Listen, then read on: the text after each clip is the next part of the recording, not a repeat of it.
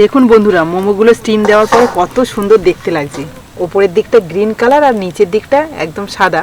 ভেতরে যে মোমোর পুরটা রয়েছে সেটা বাইরে থেকেও খুব ভালোভাবে বোঝা যাচ্ছে। দোকানে যে মোমো স্যুপটা পাওয়া যায় তেমনই কালার আনার জন্য আমি এখানে সয়া সসটা ব্যবহার করলাম। স্যুপটা হেভি লেগেছে। স্যুপটা হেভি লেগেছে? স্যুপটা বেশি ভালো লেগেছে। আচ্ছা, মোমো বেশি বড়, হ্যাঁ সসও বেশি বড়, সবগুলোই ভালো লেগেছে। দারুণ। মোমো খেতে আমরা সবাই খুবই পছন্দ করি, বিশেষ করে এই শীতের সময় গরম গরম মোমো আর তার সাথে ধোঁয়াটা স্যুপ দারুণ লাগে না খেতে? তবে এটা চেষ্টা করি সবসময় বাজার থেকে কিনে খাওয়ার, কারণ এটা বাড়িতে বানানো খুবই কঠিন বলে মনে হয় আমাদের কাছে।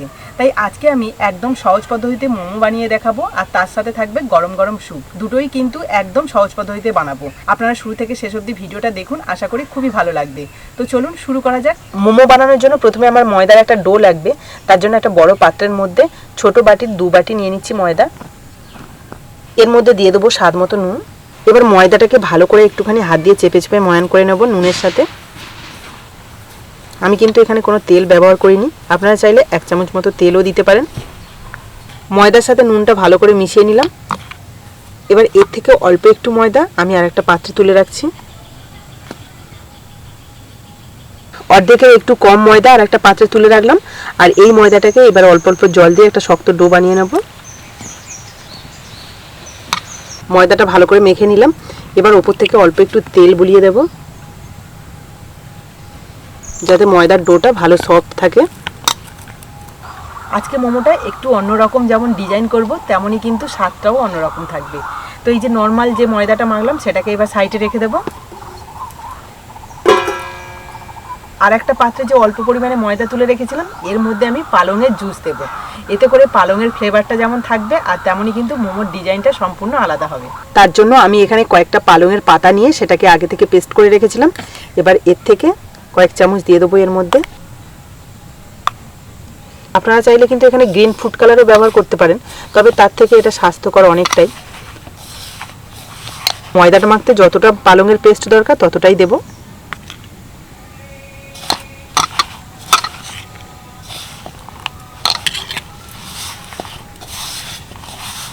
আর আপনারা যদি এইভাবে মোমো বানাতে চান অবশ্যই করে নর্মাল যে ময়দাটা মাখবো তার থেকে কিন্তু 3 ভাগের 1 ভাগ এইভাবে ময়দাটাকে মেখে নিতে হবে।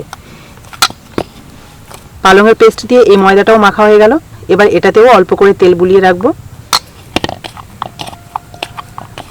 এবার এই দুটো ডোকে সাইডে রেখে আমি মোমোর পুরটা রেডি করে নেব। মোমোর পুর বানানোর জন্য এখানে কিছু সবজি আগে থেকে আমি কেটে নিয়েছি। তার মধ্যে রয়েছে চোপারে চপ করে রাখা বাঁধাকপি, পেঁয়াজ কুচি, এখানে রয়েছে আদা, রসুন, কাঁচা লঙ্কা একসাথে থেতো করা, আর রয়েছে চোপারে চপ করে রাখা বিনস আর গ্রেট করে রাখা গাজর। পুরটা রেডি করার জন্য উনুন ধরিয়ে একটা কড়াই বসিয়ে দিচ্ছি। কড়াটা ভালো করে গরম করে অল্প একটু তেল দিয়ে দিচ্ছি। প্রথমে দিয়ে দিচ্ছি থেতো করা আদা, রসুন আর কাঁচা লঙ্কা। রসুন আদার কাঁচা গন্ধটা চলে গেছে। এবার বাকি যে সবজিগুলো আছে সবগুলো দিয়ে দেবো। প্রথমে দিয়ে দিচ্ছি গ্রেট করা গাজর, বাঁধাকপি, বিনস আর দিয়ে দিচ্ছি পেঁয়াজ। ভালো করে মিশিয়ে নেব। শীতের সময় এই জন্য মোমোটা খেতে বেশি ভালো লাগে, কারণ শীতের সব রকম সবজি এই মোমোর পুরের মধ্যে দেওয়া যায়। একটু নেড়ে চেড়ে নেওয়ার পরেই দিয়ে দিচ্ছি নুন। নুন দিয়ে ভালো করে সবজিগুলোকে ভেজে নেব। এবার এর মধ্যে দিয়ে দিচ্ছি অল্প একটু গোলমরিচের গুঁড়ো, 1 চামচ সয়া সস আর 1 চামচ রেড চিলি সস। ভালো করে মিশিয়ে নেব। আর হ্যাঁ, এর মধ্যে সব রকম সবজি দেওয়া রয়েছে, সেই জন্য অল্প একটু মিষ্টি দিলে ভালো লাগবে। একদম অল্প পরিমাণে দিয়ে দিচ্ছি চিনি। ব্যাস, একদম সহজ পদ্ধতিতে কিন্তু মোমোর পুরটা রেডি হয়ে গেল। এবার আমি একটা পাত্রে নামিয়ে নেব। মোমোর পুরটাকে ঠিকঠাকভাবে রেডি করতে গেলে অবশ্যই কিন্তু সবজিগুলোর কাটিং ঠিকঠাক করতে হবে। ওটা যদি সুন্দর হয় তাহলে কিন্তু মোমোর পুরটা একদম পারফেক্ট হয়। তো চলুন, এখন তো আমার মোমোর পুরটা রেডি হয়ে গেছে, এবার স্যুপটা রেডি করে নিই। তার জন্য কড়াইতে দিয়ে দিচ্ছি অল্প পরিমাণে সাদা তেল। তেলের মধ্যে দিয়ে দিচ্ছি 3 কোয়া রসুন কুচি। আজকে যে স্যুপটা বানাবো সেটা শুধু মোমোর সাথে খেতে হবে এমনটা নয়, আপনাদের যখন খুশি তখনই খেতে পারবেন এই শীতে। রসুনটা হালকা ভেজে নিয়েছি। এবার দিয়ে দেবো পেঁয়াজ কুচি। এখানে অল্প পরিমাণে পেঁয়াজ কুচি নিয়েছি, আর নিয়েছি অল্প একটু বাঁধাকপি কুচি, আর সেগুলোকে কিন্তু এরকম সরু সরু করে কেটে নিয়েছি। স্যুপের সবজিটাও কিন্তু বেশ সুন্দর করে কাটা চাই। দেখুন এই যে আমি বিনসগুলোও কেটেছি একদম পাতলা পাতলা করে, আর নিয়ে নিয়েছি অল্প একটু কাঁচা লঙ্কা কুচি, সেগুলোকেও আমি একদম কুচো কুচো করে নিয়েছি। একদম ঝামেলা ছাড়াই কিন্তু এই স্যুপটা বানানো যায়। জাস্ট হালকা একটু নেড়ে চেড়ে নেবো, খুব বেশি যে ভাজতে হবে এমনটা নয়, জাস্ট নেড়ে চেড়ে নেওয়া। এবার এর মধ্যে দিয়ে দেবো জল। জলের পরিমাণটা যতটা আপনারা স্যুপ খেতে চান ততটাই রাখবেন।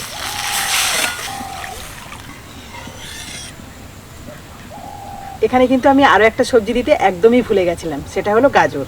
তবে আপনারা চাইলে কিন্তু ক্যাপসিকামও ব্যবহার করতে পারেন। গাজরটাকে গ্রেট করে আমি এখন দিয়ে দিচ্ছি স্বাদ মতো নুন, অল্প একটু গোলমরিচের গুঁড়ো, হাফ চামচ মতো সয়া সস। দোকানে যে মোমো স্যুপটা পাওয়া যায় তেমনই কালার আনার জন্য আমি এখানে সয়া সসটা ব্যবহার করলাম। এবার এটাকে মিডিয়াম আঁচে 10 থেকে 15 মিনিট মতো ভালোভাবে ফুটিয়ে নেব। আর এই স্যুপটা যতক্ষণ এদিকে রেডি হচ্ছে ততক্ষণ আমি মোমোর শেপটা দিয়ে নেব। পালং শাক দিয়ে যে ডোটা বানিয়ে রেখেছিলাম সেটাকে ভালো করে আরেকবার মেখে নেব। পালং শাকের জুস দেওয়ার জন্য কত সুন্দর কালারটা এসছে দেখুন। আর একবার ভালো করে মেখে নিলাম। এবার আমি এটাকে রুটির মতো করে বেলে নেব। তার জন্য অল্প একটু শুকনো ময়দা ছড়িয়ে দিলাম। রুটিটা একটু মোটা করেই বেললাম। এবার নর্মাল যে ময়দাটা মেখে রেখেছিলাম সেটাকে আরেকবার ভালোভাবে মেখে নেব। প্রথমে যদি আপনারা খুব ভালোভাবে মেখে রাখেন তাহলে কিন্তু এই যে রেস্টে রাখার পর আর মাখার দরকার হয় না, কিন্তু আমি প্রথমে একটুখানি কম মেখেছিলাম, সেই জন্য আরেকবার ভালো করে মেখে নিচ্ছি। ভালো করে মেখে নিয়ে এই দেখুন একটা লম্বা রোল বানিয়ে নিচ্ছি। এবার এই রুটিটার এক সাইডে দিয়ে দেবো। এই যে এবার দেখুন রুটিটাকে আমি এইভাবে মুড়ে নেব।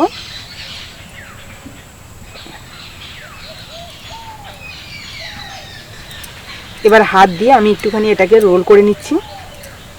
রোলটাকে দেখুন ভালোভাবে রেডি করে নিলাম। এবার একটা ছুরির সাহায্যে ভালো করে কেটে নেব।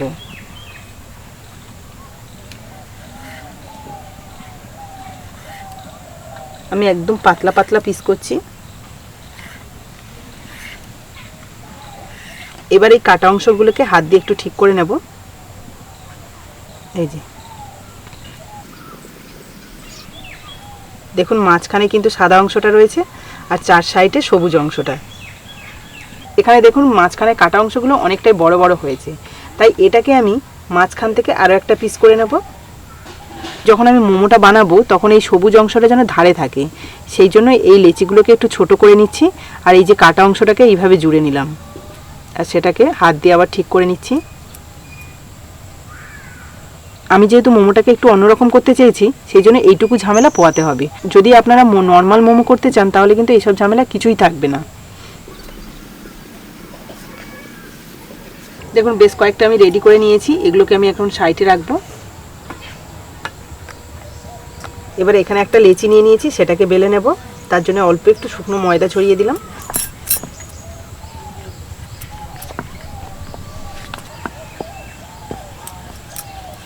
দেখুন একদম পাতলা করেই বেলে নিয়েছি। এবার এর মাঝখানে পুর দিয়ে দেব। এখান থেকে আমি 1 চামচ পুর এই যে মাছ বরাবর দিয়ে দিলাম। এবার এটাকে সিল করব। কিভাবে সিল করছি দেখুন। দেখুন চার সাইডে জাস্ট এইভাবে মুড়ে নিচ্ছি। এবার মুড়ে নিয়ে এটাকে এইভাবে চেপে দেব। এই দেখুন একটু অন্যরকম দেখতে লাগছে না? এবার এগুলোকে হাত দিয়ে একটুখানি এইভাবে ডিজাইন করার চেষ্টা করছি।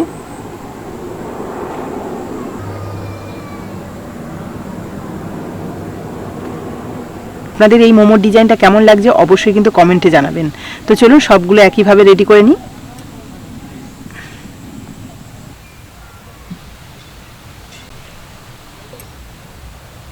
তো বন্ধুরা দেখুন একদম ঝামেলা ছাড়াই কিন্তু এই মোমোর শেপ দিয়ে নিলাম।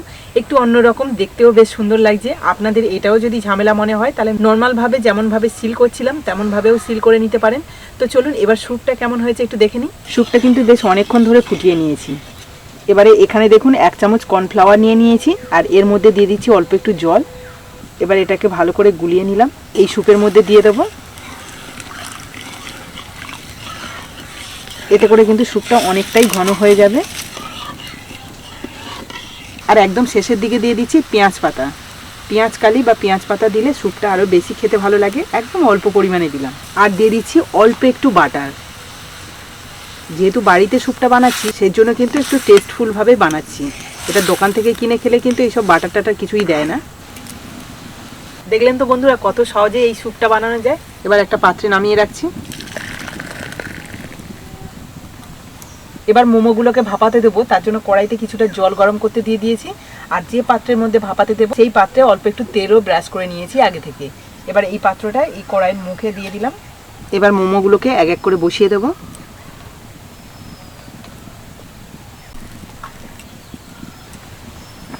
প্রত্যেকটা মোমো যদি এইভাবে সুন্দর করে বসিয়ে দেওয়া যায় তাহলে কিন্তু বেশি দেখতে ভালো লাগবে।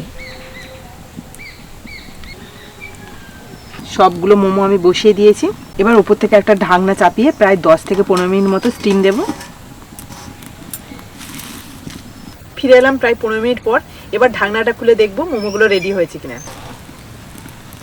দেখুন বন্ধুরা, মোমোগুলো স্টিম দেওয়ার পরে কত সুন্দর দেখতে লাগছে। ভেতরে যে মোমোর পুরটা রয়েছে সেটা বাইরে থেকেও খুব ভালোভাবে বোঝা যাচ্ছে। ওপরের দিকটা গ্রিন কালার আর নিচের দিকটা একদম সাদা। মোমোগুলো কিসের মতো দেখতে লাগছে অবশ্যই কিন্তু কমেন্টে জানাবেন। তো চলুন এবার মোমোগুলো আমি নামিয়ে নিই।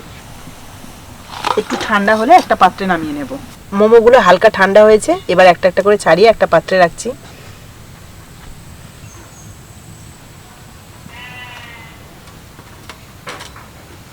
আজকে মোমো আর মোমো স্যুপটা কেমন হয়েছে সেটা জানানোর জন্য কুট্টুস আর দেবজি চলে এসছে। তো কুট্টু খেয়ে নাও।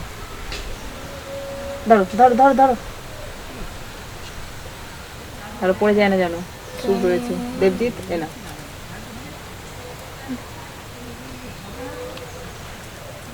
কুট্টুস ভালো লেগেছে? ওটা খেয়েছো? কই খাওনি, একটুখানি এটা দিয়ে খাও। স্যুপটা কেমন হয়েছে? ভালো ঝাল দিয়েছো না? ঝাল, এটা গোলমরিচ দেওয়া, এটাতে তোমার গলাটাও ভালো হবে। দেখো দেখো আগে খাই। আচ্ছা,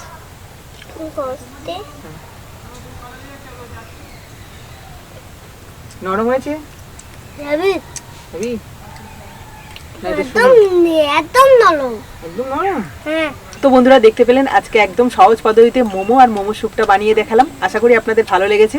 আর ভালো যদি লাগে তাহলে প্লিজ একটা লাইক করে বন্ধুদের সাথে শেয়ার করবেন। আর যারা আমার নতুন বন্ধু আছেন তারা যদি ইউটিউব থেকে দেখে থাকেন তাহলে ইউটিউব চ্যানেলটা সাবস্ক্রাইব করে দেবেন। আর যারা ফেসবুক থেকে দেখছেন তারা ফেসবুক পেজটাকে ফলো করে আমার পাশে থাকবেন। তাহলে এরকম নতুন নতুন ভিডিও প্রতিদিন দেখতে পাবেন। তো চলুন আজকের মতো টাটা। পরের দিন আসবো আবার একটা নতুন ভিডিও নিয়ে। ততক্ষণে ভালো থাকবেন, সুস্থ থাকবেন।